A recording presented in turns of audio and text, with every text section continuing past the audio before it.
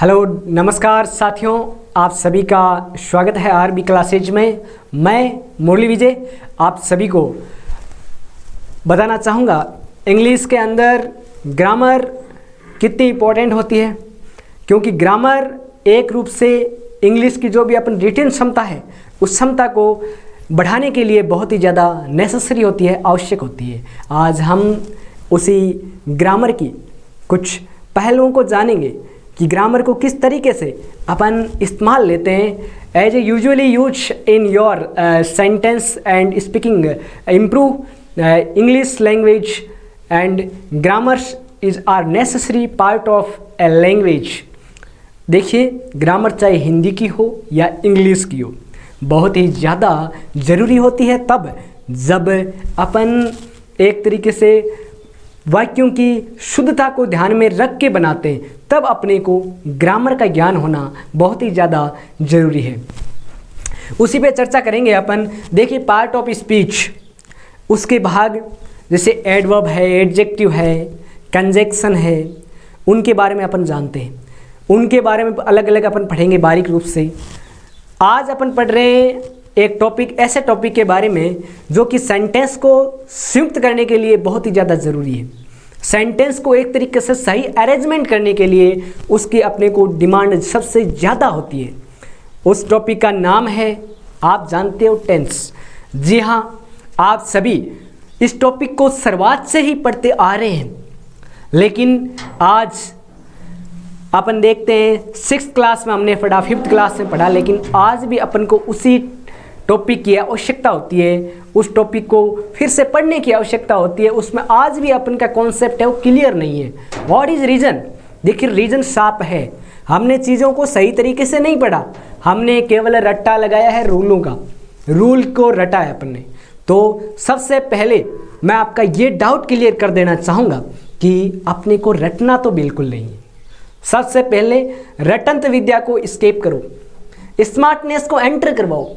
आप जितना ज़्यादा स्मार्ट स्टडी का इस्तेमाल करोगे अपनी इस इंग्लिश ग्रामर में, चाहे कोई सा भी सब्जेक्ट हो, तभी आप इस time of period of competitions you will your concept is clear then. यानी आपका अगर कॉन्सेप्ट क्लियर होगा तभी आप क्या है इस रण क्षेत्र से आगे बढ़ पाओगे।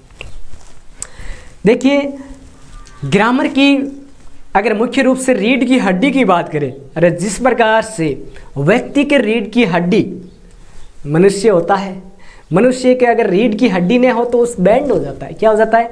बैंड हो जाता है, झुक जाता है वो, उसमें सीधापन, उसमें मजबूती नहीं रह पाती है, वो सीधा खड़ा नहीं रह पाता है। ठीक उसी प्रकार अगर आपको अपनी ग्रामर को स्ट्रिक्ट खड़ा रखना है, ग्रामर का अगर अस्तित्व बनाए रखना है, तो आपको टेंस तो क्या करना पड़ेगा? लर्न करना पड़ेगा, और इस तरीके से लर्न करना पड़ेगा ताकि आगे जहाँ भी आप कंपटीशन के कोई से भी एग्ज़ाम में पढ़ो तो फिर से इस टॉपिक को पढ़ने की अनिवार्यता महसूस ना हो। तो इसी एनर्जेटिक मोटिवेशन के साथ मैं स्वागत करना चाहूँगा कि ज़िंदगी में हो चाहे कितने भी दलदल, कि ज़िंदगी में हो चाहे कितने भी दलदल, तुम अपने पैर जमाए रखना। कि ज़िंदगी में हो चाहे कितने भी दलदल, तुम अपने पैर जमाए रखना। कौन कहता है कि जिंदगी में हो चाहे कितने भी दलदल, तुम अपने पैर जमाए रखना, हाथ खाली सही पर तुम इसे उठाए रखना, इसे उठाए रखना। कौन कहता है कि छलनी में पानी रुकता नहीं? कौन कहता है कि छलनी में पानी रुकता नहीं? बस तुम अपना हौसला बर्फ़ जमने तक बनाए रखना, बनाए रखना, बनाए रखना। इसी के साथ शुरुआत करते हैं टेंस की। देखिए, वर्ड है टेंस। देखिए, टेंस का मतलब क्या होता है? सबसे पहले इसका अगर आप मीन्स की बात चलें, अपन टेंस से समझते क्या हो, अंडरस्टैंडिंग होनी बहुत ज़्यादा ज़रूरी है कि टेंस का मतलब क्या होता है। टेंस का मतलब होता है काल। क्या होता है? काल। टेंस एक तरीके से समय को, टेंस और टाइम में, टेंस और टाइम वर्ड दो आते हैं, पैरेलल चलते हैं, सिमिलर चलते हैं। टेंस एंड टाइम, क्या चलता है भाई? Tense and time. ज़्यादातर बच्चे इसमें कंफ्यूज हो जाते हैं टेंस और टाइम में अपने को कन्फ्यूज नहीं होना है। सबसे पहले टेंस और टाइम, टाइम एक समय की बड़ी अवधि है। टाइम कभी भी हो सकता है, आज से 10 साल पहले जितने भी पीछे काम हुए वो सारे टाइम में ही है, आगे आने वाले अभी हो रहे हैं वो सारे टाइम में ही है।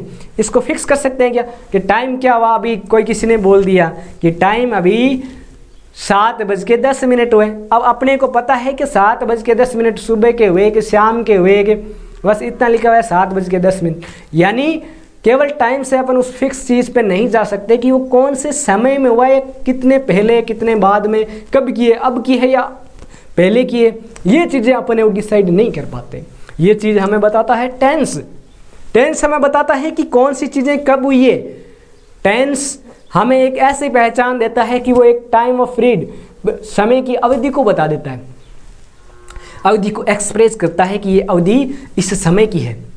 तो इसी के आधार पर इसको कहते हैं काल, और काल मुख्य रूप से समय को पाबंद करता है निश्चित अवधि में, कि ये अलग अलग बांट देता है। कोई भी काम हो अपन क्या है, एक तो होता है कि सिलेबस कितना बड़ा है कि इतना इतना सिलेबस, ये टॉपिक है राजस्थान कल्चर, आर्ट, इंग्लिश में ग्रामर के सारे टॉपिक एक साथ पढ़ सकते हैं क्या?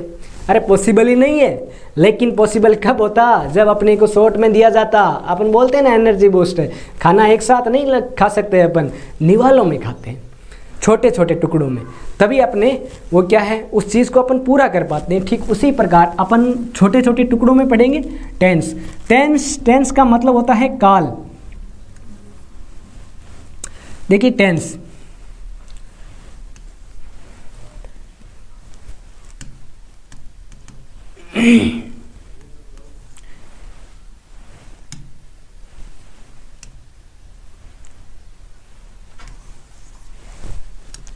यहाँ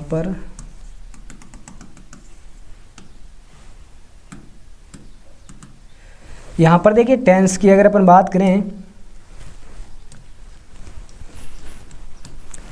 तो मुख्य रूप से टेंस होते हैं 3 प्रकार के। कितने प्रकार के?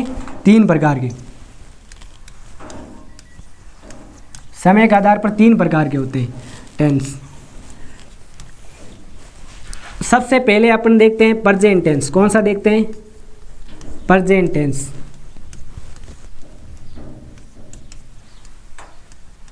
और उसके बाद में आता है अपना पास्ट टेंस। कौन सा आता है? Past tense.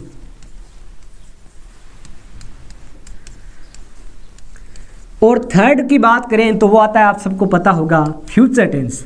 अरे कौन सा टेंस है? Future tense.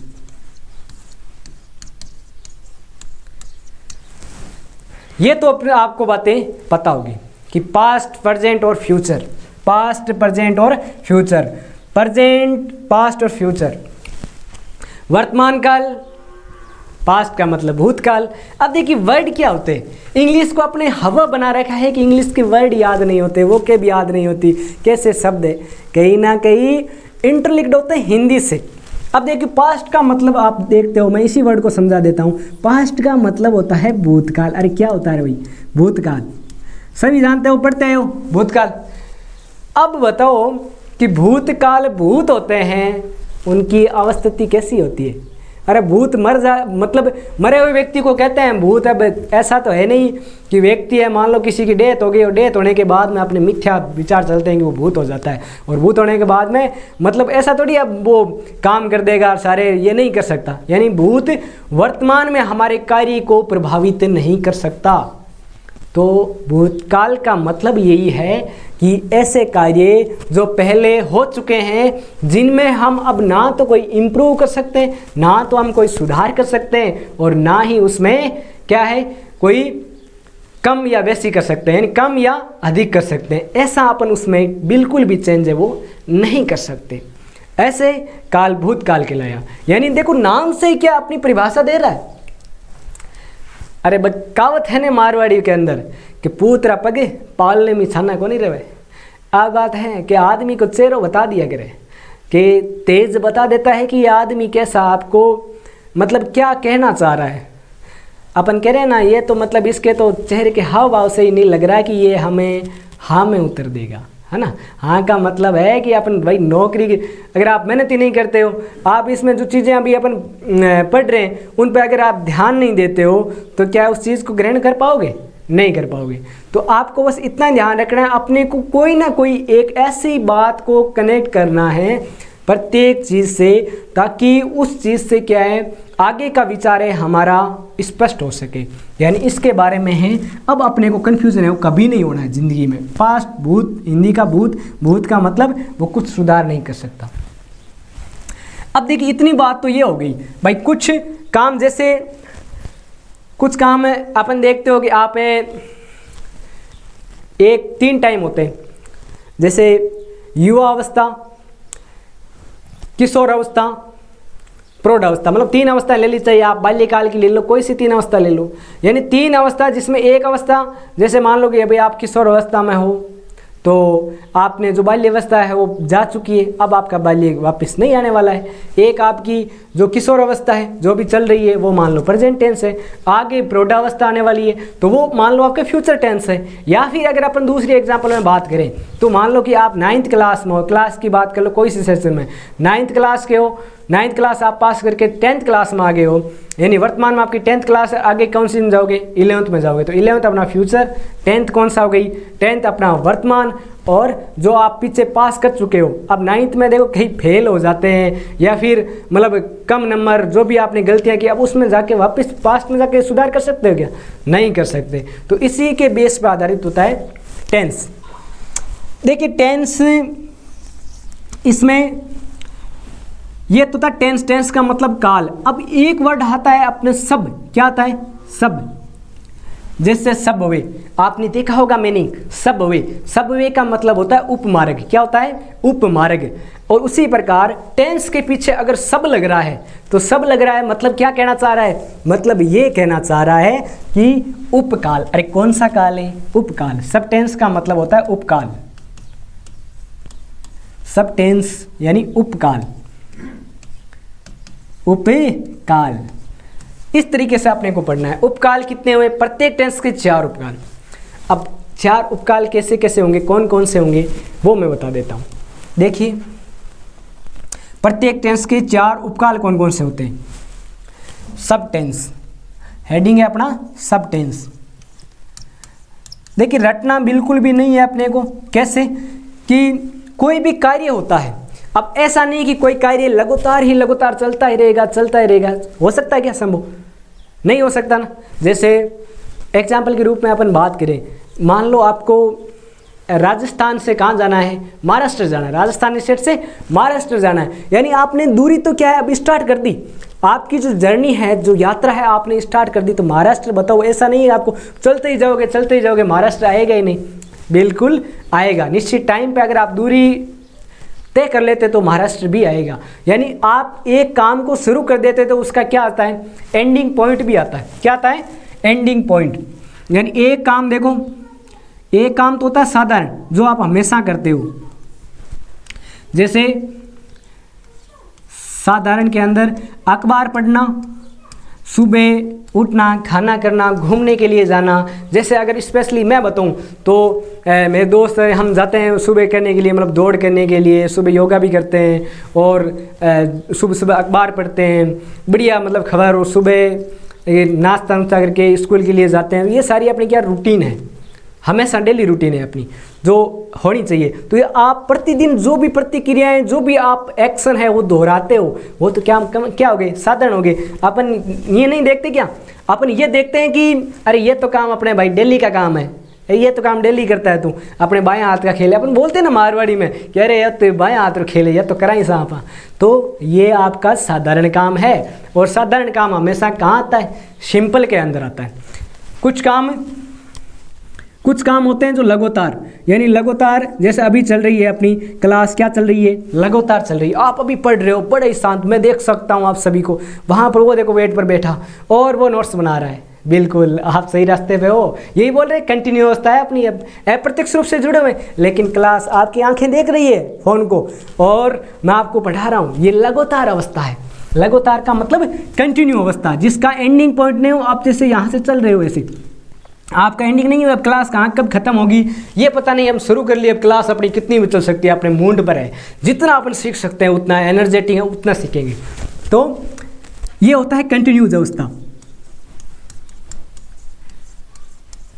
कंटिन्यू को लगातार। अब देखो वर्ड क्या आता है, एग्जामिनर क्या डाल देता है, गूगली डाल देता है। कई बार अपन देखते हैं क्रिकेट बहुत खेले हैं अपन, क्रिकेट वॉलीबॉल बहुत सारी चीज़ देखते हैं, कई बार क्या डल जाती है, गूगली डल जाती है। गूगली का मतलब झोल है भाई, झोल है, और झोल भी कैसा, अपने को फंसाने के लिए। तो वो चीज़ ये होती है कि कई बार दे देता है प्रोग्रेसिव, क्या दे देता है, वर्ड दे देता है प्रोग्रेसिव, कंटिन्यूज की जगह वर्ड दे देता है प्रोग्रेसिव।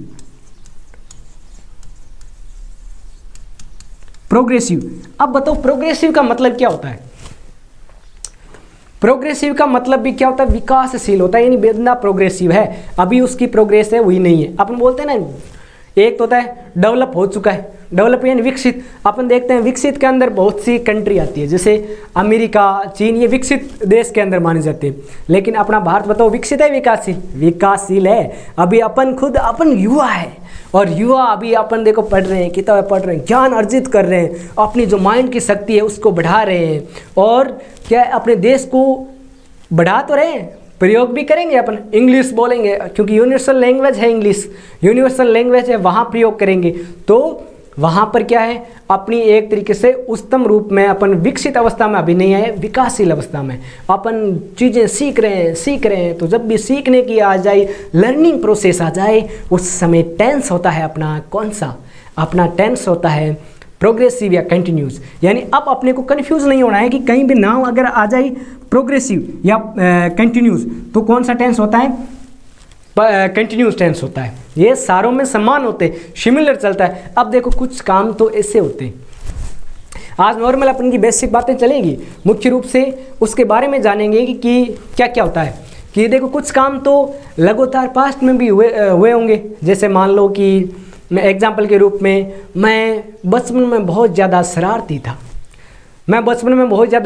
था, अब ये तो मेरे बचपन की है, अभी भी जरूरी थोड़ी है वही बेवकूफ़ियाँ मैं अभी करूँगा।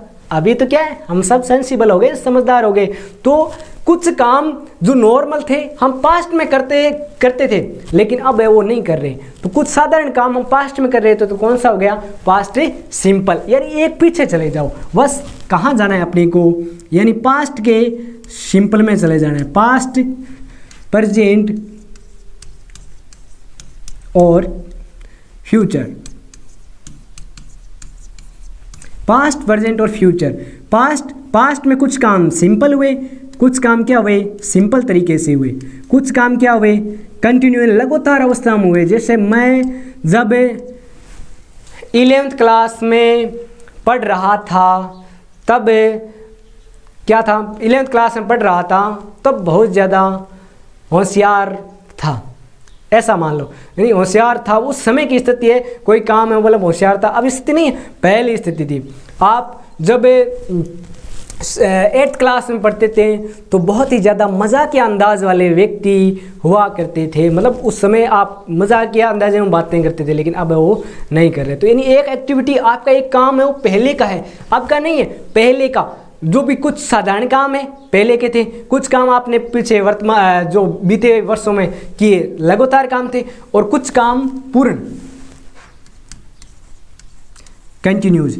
और उसके बाद में देखो सिंपल साधारण काम हो गए, लगातार कंटिन्यू मतलब लगातार काम। उसके बाद में आता है परफेक्ट। क्या आता है, परफेक्ट है।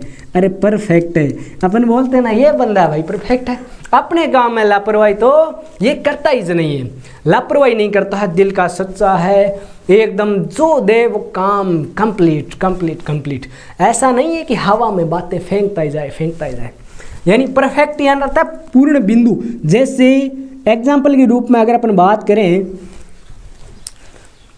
मैं खाना खा चुका हूँ, और खाना खा के अब आप क्लास ले रहे हो, खाना तो खा चुके हो, सुबह मान लो नाश्ता कर चुके हो, तो एक काम नाश्ते का तो पूरा कर लिया ना, कंप्लीट कर लिया। अब ऐसा थोड़ी है कि नाश्ता भाई आधे घंटे के बाद में और फिर से नाश्ता, वो तो खाने वाली स्टेज हो जाएगी। यानी एक काम आप पूर्ण कर चुके हो, कंप्लीट कर चुके हो इससे पहले, तो उसका एंडिंग पॉइंट देखो, आज का वो काम कंप्लीट है, तो वो आपका परफेक्ट की स्थिति में आता है। कौन सी स्थिति में आता है, परफेक्ट की। जैसे एग्जाम्पल के रूप में अगर अपन बात करें,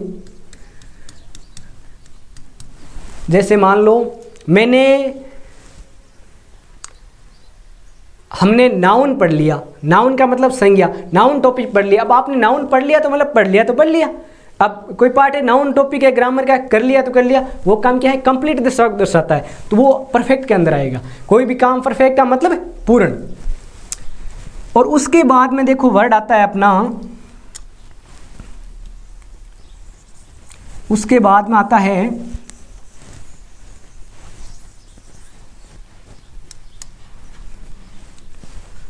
परफेक्ट कंटिन्यूस। कौन सा? Perfect continuous.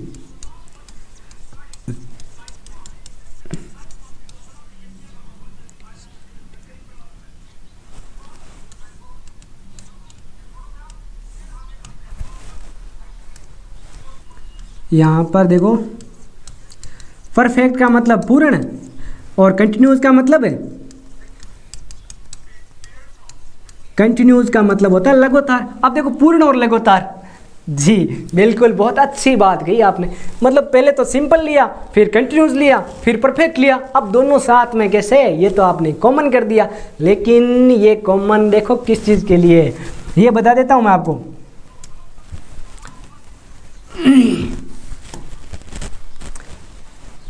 परफेक्ट का मतलब है, जैसे मान लो कि ये चीज़ है, ये लाइन है अपनी।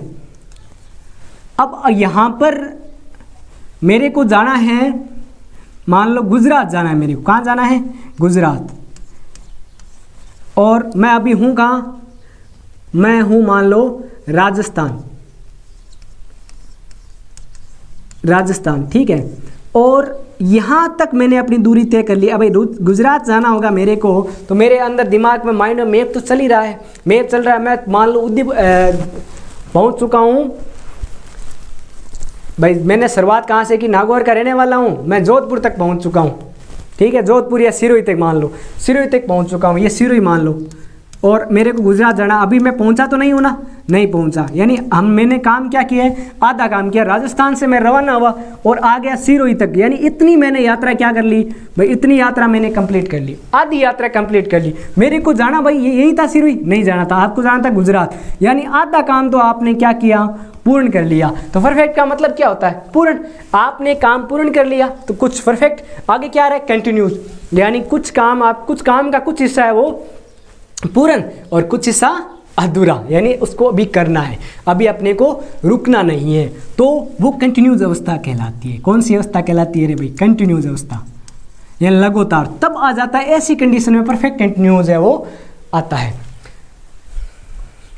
और अगर अपन अब बात करें तो ये सारी की सारी क्या है? सारी में गतिविधि प्रेजेंट में भी कुछ काम साधारण होते हैं, कुछ काम लगातार होते हैं, कुछ काम है वो पूर्ण हो जाते हैं, और कुछ काम है वो लगातार भी होते हैं, और कुछ काम है वो पूर्ण हो जाते हैं। यानी ऐसी स्थिति है वो बनी रहती है तीनों टेंसों में समान रूप से, समय के अनुसार। कुछ समय आगे आने वाले समय में भी ऐसा होने वाला है। अब ऐसा तो है नहीं कि आगे आने वाले समय में आज हम पढ़ रहे हैं तो वो आने वाले पढ़ेंगे ही नहीं, या फिर वो अपने आप है वो कार्य होंगे।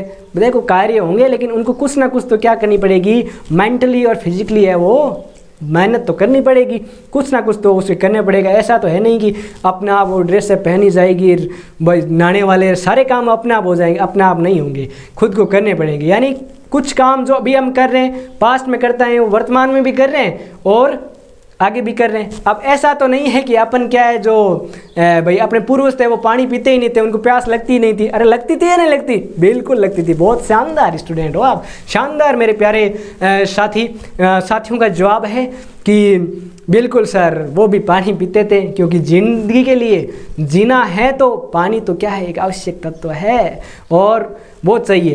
तो पास्ट में भी वही चाहिए, प्रेजेंट में भी चाहिए और फ्यूचर में भी चाहिए, यानी तीनों में क्या है, चलने वाले काम है।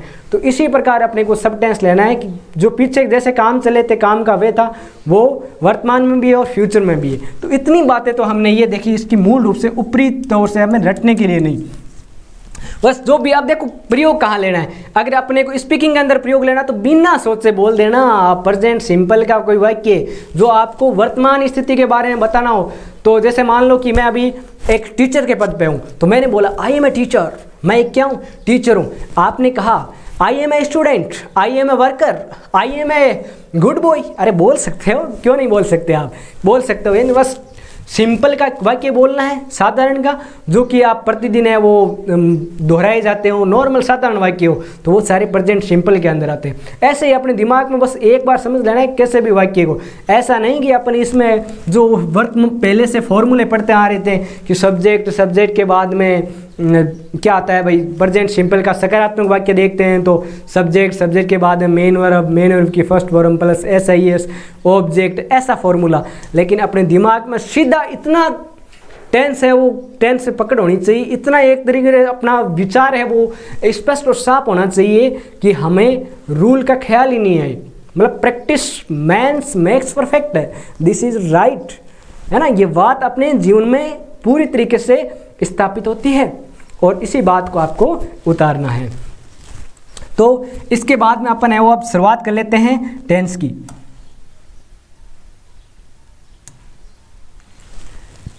देखिए सबसे पहले अपन शुरुआत करेंगे प्रेजेंट सिंपल की। प्रेजेंट सिंपल की सब बातें पढ़ेंगे, बस टारगेट टू टारगेट।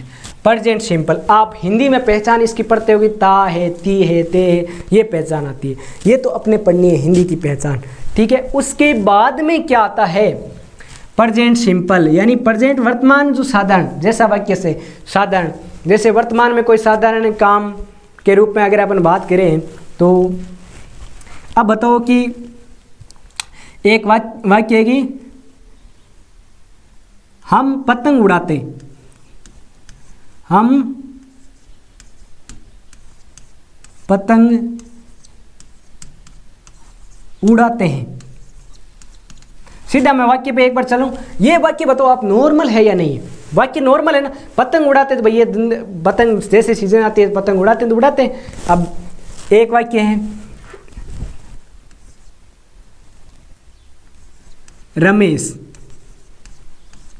रमेश गाना गाता है। अब गाना गाता है बिल्कुल गा सकता है, हैबिट है। और जैसे एग्जाम्पल के रूप में माया को चॉकलेट पसंद है, क्या पसंद है, चॉकलेट पसंद है। ये एग्जाम्पल ले लिया आपने। अब यहाँ पर कोई भी नाम ले सकते हो। अब ये क्या है, उसकी आदत है, पसंद है तो है, पसंद नापसंद, अब पसंद नापसंद हो सकती है। मैं क्रिकेट खेलना पसंद करता हूँ, फुटबॉल खेलना पसंद करता हूँ, कबड्डी खेलना पसंद करता हूँ, तो ये मेरी आदत है, तो मैं इसको है वो इसमें लिख सकता हूँ। ये नॉर्मल आदत है, आदत। जब भी आपको हैबिट की बात आए तो वो कौन से टेंस में होती है, प्रेजेंट टेंस में होती है ना। प्रेजेंट टेंस के अंदर वो इस्तेमाल लेना है। तो अपने को जितने भी ऐसे वाक्य मिले, कितने भी अपने दिमाग में जितने क्रिएट हो, वो सारे के सारे किस में होते हैं, प्रेजेंट सिंपल में होते हैं। और प्रेजेंट सिंपल मुख्य रूप से हैबिट को इंगित करता है। और अगर अपन दूसरी बात करें तो इसके अंदर कुछ वर्ड जैसे एडवर्ब के रूप में भी इस्तेमाल आते हैं।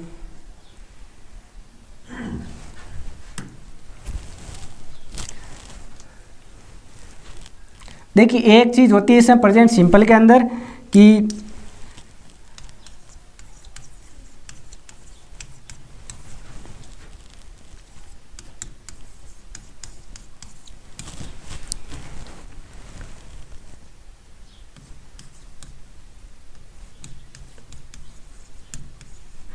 एप्रीमेटिव सेंटेंस। एप्रीमेटिव सेंटेंस का मतलब होता है सकारात्मक वाक्य। कैसे वाक्य, सकारात्मक वाक्य। सबसे देखिए अगर अपन विस्तृत टॉपिक की बात करें तो भी यही है। इसको अगर बढ़िया तरीके से समझ लिया प्रेजेंट सिंपल को, तो बाकी टेंस है वो आसानी से समझ में आ जाएंगे।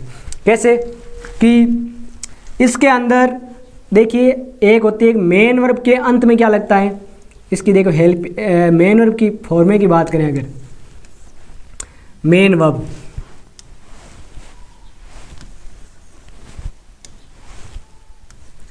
अगर अपन मेन वर्ब की बात करें जिसे अपन कहते हैं मुख्य क्रिया। देखिए मुख्य क्रिया, अब समस्या कहाँ आती है बच्चों की कि मुख्य क्रिया क्या होती है? मुख्य क्रिया होती क्या है? मुख्य क्रिया वह होती है जो मुख्य काम को इंगित करती है। मुख्य काम की अगर अपन बात करें, जैसे मैं बोल रहा हूँ मेरा मुख्य काम है, बोलना चुप हो गया तो बस काम बंद। आप देख रहे हो तो आपका काम क्या है? देखना भी मुख्य रूप से काम होता है, वो भी मुख्य काम होता है। कैसे? अब मैंने आंखें बंद कर ली तो अब मेरे को क्या है भाई, आपको देखना, देख पाऊंगा क्या? नहीं देख पाऊंगा, अभी तो देख रहा हूँ, आप सभी सामने बैठे हुए हो, तो ये मेरा मुख्य काम है। मुख्य काम के रूप में जब भी अपने शारीरिक रूप से कोई भी हलचल करनी हो, शारीरिक रूप से अपन कोई भी हलचल करे तो वो सारी की सारी क्या होती है? मेन वर्ब होती है। याद कैसे? ट्रिक देखिए, ट्रिक इसका पहचानने का ट्रिक क्या है कि मेन वर्ब के अंत में, ज़्यादातर के अंत में क्या मिलेगा अपने को? ज़्यादातर के अंत में, मुख्य क्रिया के अंत में ना मिलेगा। क्या मिलेगा भाई? ना शब्द मिलेगा। कैसे? अपन एग्जाम्पल के रूप में बात करते हैं। जैसे देखिए हिंदी में बताता हूँ मैं, जैसे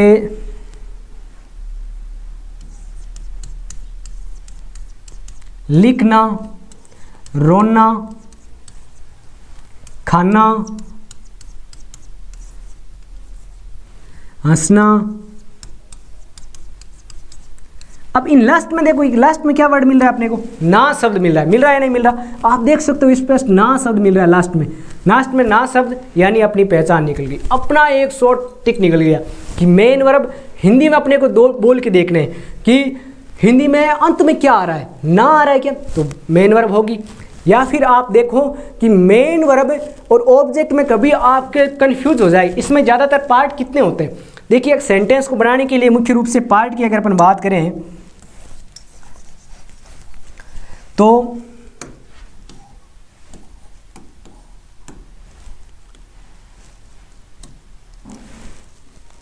देखिए, एक सेंटेंस के अंदर मुख्य रूप से पार्ट होते हैं। सेंटेंस में एक होता है सब्जेक्ट। क्या होता है? सब्जेक्ट जानते हो सारे। सब्जेक्ट का मतलब होता है कर्ता, यानी मुख्य रूप से काम उस पर निर्भर होता है कि काम को संपादित करने वाला। क्या होता है? काम को संपादित करने वाला। उसके बाद में आता है, एक आता है अपनी ऑब्जेक्ट। ऑब्जेक्ट का मतलब होता है कर्म। क्या होता है? कर्म। अब कर्म मुख्य काम क्या है? मैं टेंस पढ़ता हूँ। क्या पढ़ता हूँ? टेंस पढ़ता हूँ। अभी मैं देखो लेटेस्ट मुद्दे पे लेके चलूंगा आपको। ऐसा नहीं कि आपको लगेगा सर कहाँ से वाक्य लेके आ गए, मैं तुरंत लाइव प्रत्यक्ष वाक्य उठाऊंगा। आप जो कमेंट कर रहे हो, आपके दिमाग में क्या चल रहा है, मैं वही सेंटेंस उठाऊंगा कि क्या कर रहे हो। यहाँ पर मैं अंग्रेजी पढ़ता हूँ या मैं अंग्रेजी बोलता हूँ मान लो, तो लास्ट में क्या बोलता हूँ, तो अब मेरा काम क्या हो गया? अंग्रेजी। बताओ, मैं बोलता हूँ। अब बोलता कुछ भी सकता हूँ, हिंदी भी बोल सकता हूँ, अंग्रेजी भी बोल सकता हूँ, उर्दू भी बोल सकता हूँ। बोल सकता हूँ नहीं बोल सकता? अब सर आपने चेंज कैसे किया? चेंज मैंने ऐसे किया कि अगर ऑब्जेक्ट और मेन वर्ब में कभी भी आपको बड़े सेंटेंस के अंदर कन्फ्यूजन हो तो सबसे पहले अपने को एक काम ये करना है कि आपको सब्जेक्ट और मेन वर्ब को है वो संयुक्त करके बोलना है वाक्य। जैसे मैं पढ़ता हूँ, अब ऑब्जेक्ट को आप चेंज करके देखो, यानी उसकी जगह कोई और वर्ड ला के देखो ताकि वाक्य अपना गड़बड़ हो रहा है या नहीं हो रहा। यानी अगर वाक्य वापस सही बन रहा है तो इसका मतलब आपकी है वो क्या है, मेन ऑब्जेक्ट है वो सही है लगभग। जैसे मैं अंग्रेजी पढ़ता हूँ तो अंग्रेजी की जगह वर्ड आ गया, मैं हिंदी पढ़ता हूँ तो देखो प्रभाव पड़ रहा है क्या वाक्य पे? नहीं पड़ रहा। यानी ऑब्जेक्ट अगर क्रिया अच्छी है, संयुक्त है, मुख्य क्रिया है, तो आप ऑब्जेक्ट बदल दो लेकिन क्रिया वहीं पर अपना अस्तित्व बनाएगी और सही तरीके से वाक्य को है वो प्रतीत करवाएगी। यानी seems to correct in pronunciations and not feel too bad. यानी आप बुरा महसूस नहीं करोगे कि ये वाक्य गड़बड़ा हुआ है। जैसे एक वाक्य बोल देता हूँ कि चक्कू को काटकर आम ने खाया, रमेश ने चक्कू को काटकर आम को खाया। वाक्य बोला, डिफरेंट लगा ना? अरे मेरे को लगा, आपको लगा ऐसा, तो ऐसा है वो लगेगा कब? जब वाक्य अपने सेंटेंस में सही अरेंजमेंट व्यवस्थित नहीं होगा। अब और इसी वाक्य को मैं दूसरी तरीके से बोलूं, रमेश ने आम को चक्कू से काट कर खाया, तो ये वाक्य तो क्या तर्क संगत है, ठीक है, चक्कू से काट कर खाया। लेकिन मैंने पहले क्या बोल दिया था? मैंने कहा चक्कू को काट कर आम को खाया। अब चक्कू को कैसे काटेगा? काटने वाला तो वेपन है, और जो चक्कू है खुद काटने का काम करता है, तो वो आप चिक्कू को कैसे काट सकते हो, ये थोड़ा अटपटांग लगा मेरे को। तो यही बातें अपने को सीखनी है। वाक्य को संयुक्त कैसे करते हैं, वाक्य को सही अरेंजमेंट कैसे करते हैं, मेन वर्ब को कैसे पहचानते हैं, मेन वर्ब को यूज कहाँ पर करते हैं। अगर ये चीज़ें आ गई बढ़िया तरीके से, मेन वर्ब मुख्य रूप से हमें ये भी पहचान करवाएगी। देखो इंग्लिश के अंदर अब तक देखो, अब मैं स्मार्ट तरीके से अब आपको लेके चलता हूँ स्मार्ट तरीके की ओर। ये न्यू पेज पे ले लेते हैं कि जैसे कोई सेंटेंस मिलेगा, उसमें आपको अगर मेन वर्ब से क्या पहचान पाओगे आप, मेन वर्ब से आप सेंटेंस की पहचान कर पाओगे। किसकी पहचान कर पाओगे, सेंटेंस की, कि सेंटेंस मुख्य रूप से किस वाक्य को इंगित कर रहा है, किस टेंस को इंगित कर रहा है।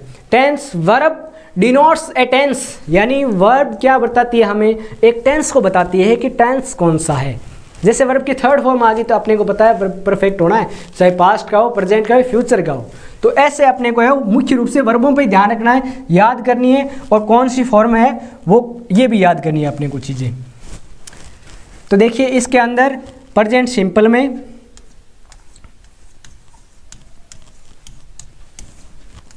प्रेजेंट सिंपल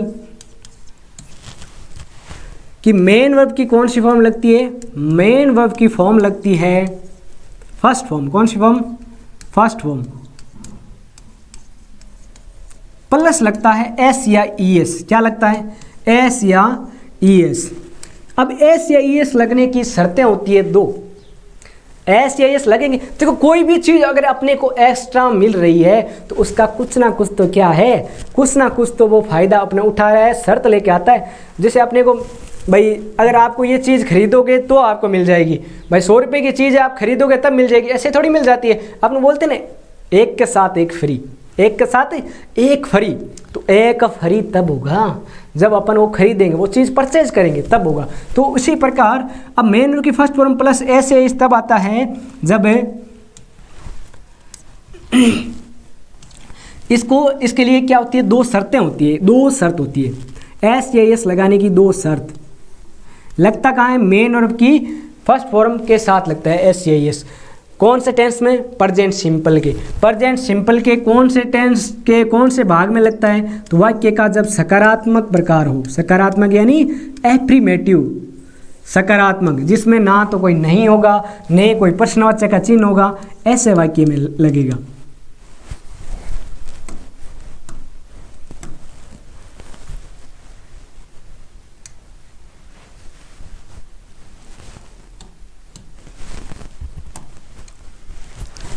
देखिए एस या एस लगाने की शर्तें सकारात्मक में लगेगा, जिसकी पहली शर्त यह होती है कि वाक्य में कर्ता क्या होना चाहिए, सेंटेंस में वाक्य में कर्ता यानी वाक्य में सब्जेक्ट अपना एक वचन होना चाहिए। क्या होना चाहिए भाई, सिंगुलर होना चाहिए ना, सिंगुलर होना चाहिए। तो पहली शर्त तो ये। अब दूसरी शर्त भाई सिंगुलर होगा तभी क्या लगेगा, एस लगेगा, तब आप एस लगा सकते हो, तब एस लगा सकते हो। किसके अंत में, एस लगा सकते हो मेन वर्ब के अंत में, एस लगा सकते हो मेन वर्ब के अंत में। अब ऐसा नहीं सब्जेक्ट के अंत में चेप दिया, क्योंकि कुछ चीज़ें सही जगह पर ही आती है। तो अब दूसरी शर्त क्या होती है, दूसरी शर्त ये होती है कि पहली शर्त पूरी हो, पहली शर्त पूरी हो। पहली शर्त क्या, कि सब्जेक्ट एक वचन होना चाहिए। पहली शर्त पूरी, पहली शर्त पूरी हो, पहली शर्त पूरी हो तथा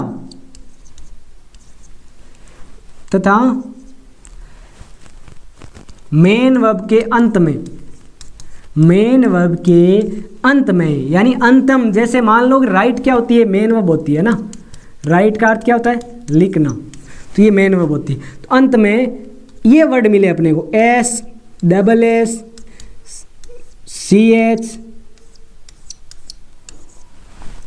सी डबल एच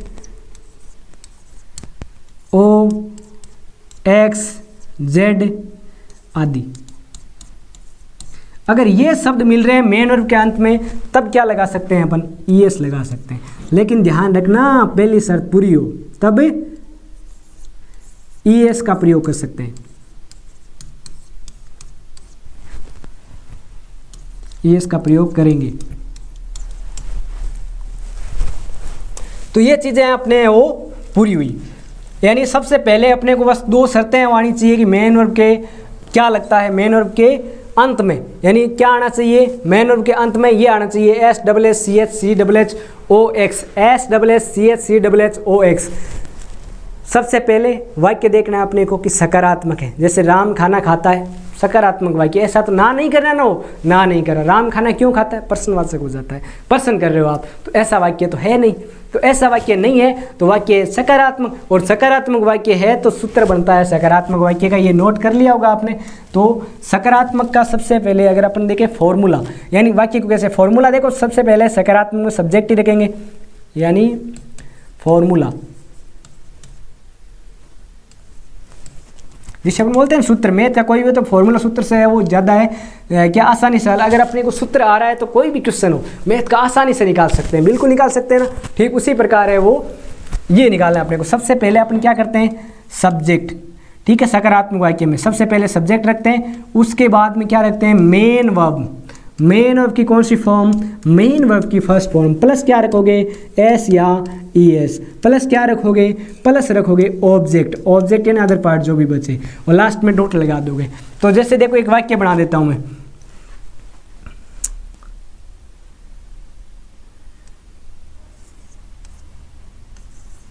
राकेश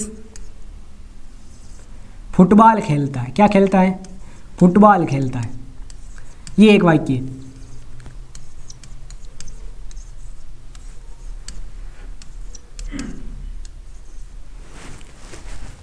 अब अपने को बस इसमें देखना सब्जेक्ट, काम फुटबॉल खेलने का कौन कर रहा है, राकेश कर रहा है, ठीक है, राकेश कर रहा है। अब उसके बाद में सब्जेक्ट देख लिया मैंने, वाक्य कैसा है, सकारात्मक, लास्ट में है आ रहा है, है से पहचान करो आप, हिंदी वाक्य के बस इतनी पहचान कर लो, है प्रेजेंट टेंस को इंगित करेगा जहाँ पर भी, अगर था आ रहा है तो पास्ट टेंस को इंगित करेगा, अगर गे गा गे गी ये आ रहा है तो वो किसको इंगित करेगा, वो फ्यूचर को इंगित करेगा। तो हिंदी वाक्य में इतना अपने को देख लेना है कि लास्ट में है आ रहा है, प्रेजेंट है, और इससे पहले हिंदी की पहचान था है, ये प्रेजेंट सिंपल की वो पहचान होती है। तो उसके बाद में अपने इसको सेंटेंस को बना लेते हैं। सबसे पहले सब्जेक्ट लिखेंगे, तो सब्जेक्ट क्या हुआ भाई, राकेश, लिख दिया राकेश।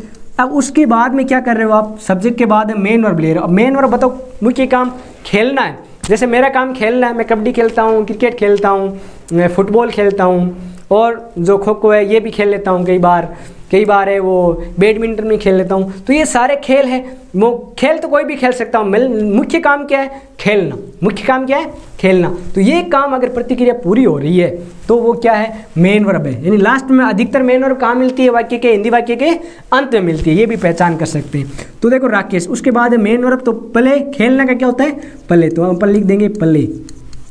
अब देखो लास्ट में अपने क्या कहा, दो शर्तें ली थी ऐसी इसकी, मेन वर्ब के अंत में। पहले बताओ सब्जेक्ट एक वचन है क्या, पहली शर्त पूरी हो रही है, एक वचन है जी। अगर एक वचन है तो आप एस लगाने के लिए आप लो, यानी आपने मेरी एक बात मानी तो मैं आपको एस लगाने दे सकता हूँ। यानी इसमें एक सेंटेंस कहता है प्रेजेंट सिंपल, कि आप अगर इस बात के लिए एग्री हो कि आपका सेंटेंस एक व्यक्ति आएगा तो मैं एस दे दूंगा मेन वर्ब के अंत में। तो एस एक व्यक्ति है, एस लगा सकते हैं यहाँ पर, चलो एस लगा सकते हैं। लेकिन ये ई एस भी है ना, ओब्लिक के अंत में ई एस, ये इस बैठा है कि मुझे भी क्या है, थोड़ा यार मुझे भी तो बतला लो, ऐसे ही थोड़ी बैठा हूँ मैं, ये बोल रहा है, तो ऐसे ही नहीं बैठा हो। इसलिए क्या है, हम दूसरी शर्त के पास आते हैं। अब दूसरी शर्त ये है कि पहली शर्त पूरी हो, पहली शर्त तो पूरी हो गई, अब तभी दूसरी शर्त के पास हम जाएंगे। अगर पहली शर्त पूरी नहीं हो, अब पहली शर्त पूरी होने का नहीं होने का मतलब सब्जेक्ट अपना क्या हो जाए, प्लूरल हो जाए। अगर यहाँ पर हम कह देते ना हम फुटबॉल खेलते हैं, तो यहाँ पर पहली शर्त पूरी नहीं होती, तो इसलिए एस या एस मेन वर्ब के अंत में नहीं लगता, सीधे सब्जेक्ट मेन वर्ब और ऑब्जेक्ट हो जाता। तो यहाँ पर पहली शर्त पूरी हो रही है। दूसरी शर्त ये है कि अंत, मेन वर्ब के अंत में S double S C H ये वर्ड होने चाहिए, ओ एक्स जेड। तो ये वर्ड है क्या, ये वर्ड नहीं है, लास्ट में इसके वाई है, तो आप केवल एस ही लगाओगे, क्या लगाओगे, एस। और अब क्या बचा, देखो राकेश खेलता है, जब भी ऑब्जेक्ट को निकालना हो, ऑब्जेक्ट ये नॉन डूअर का काम करता है, ऑब्जेक्ट एक भी हो सकता है, दो भी हो सकता है, जैसा अपने को जितना सेंटेंस बड़ा मिले तो उसमें 2 से 3 वाक्य हो सकते हैं। लेकिन भाई साहब वाक्य कितना भी बड़ा हो अपन ट्रिक से चुटकियों में हल कर सकते हैं, अगर अपने को कॉन्फिडेंस है टेंस में। तो इस चीज़ में देखो ये वाक्य पूरा कर देता हूँ। अब राकेश खेलता है, क्या खेलता है, फुटबॉल खेलता है, राकेश प्लेज फुटबॉल। ऐसा और लास्ट में डॉट लगा देना। ऐसे वाक्य अपने पूरे हो जाएंगे। ऐसे ही अपन बहुत से मल्टीपल वाक्य करेंगे। Practice practice practice. वाक्य, टेंस, दुनिया का कोई भी सेंटेंस ऐसा नहीं बचेगा जो अपन से नहीं बन पाएगा। और ये जो आप किताबें पढ़ रहे हो ना कि टेंस कहाँ आता है, ये सारी किताबें टेंस के हिसाब से चलती है। आप देखते हो ये किताबें सारी पास्ट टेंस में चलती है, क्योंकि ज़्यादातर स्टोरी होती है, स्टोरी पीछे की होती है, तो पास्ट टेंस में चलती है। अगर अपने को टेंस में बढ़िया तरीके से पकड़ है, मजबूती है, तो आप बिल्कुल वाक्य, कोई भी किसी भी तरीके का वाक्य हो, बना सकते हो। और इसी के साथ मैं आपको आगे की क्लास में मिलूँगा। तब तक के लिए जय हिंद, जय बाबा की। अपना ख्याल रखते रहिएगा और इन्जॉय के साथ पढ़ाई करते रहिएगा विथ मुरली विजय।